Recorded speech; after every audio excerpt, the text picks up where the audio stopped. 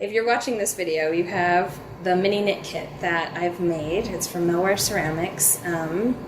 It has in the kit 2 knitting needles, a little needle that looks like it can sew something together, and then of course yarn.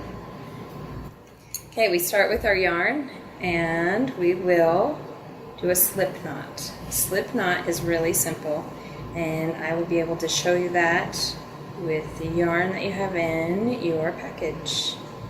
And take a loop, pull it through, and we set it on one of our needles.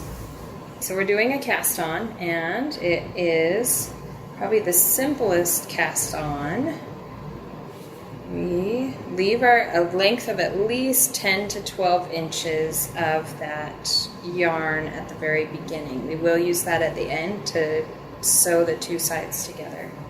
So I'm starting with my yarn, and I'm doing the simplest cast on, where we just make a loop and we twist and put on the knitting needle.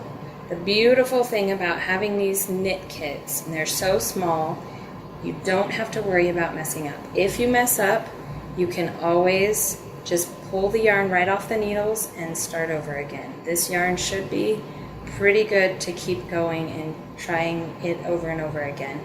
If you start noticing that your yarn is getting fuzzy, then you can always start with some fresh yarn.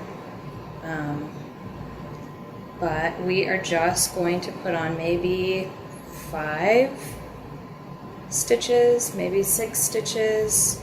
It just depends on how wide you would like your bracelet to be. Remembering that this first cast on, that's what it's called, when you first cast on, it will end up becoming wider as you work on it. So if you're squishing all of your first stitches together with that cast on and it's really tiny and really thin, just remember that as you knit, it will start spreading out naturally with the addition of different stitches.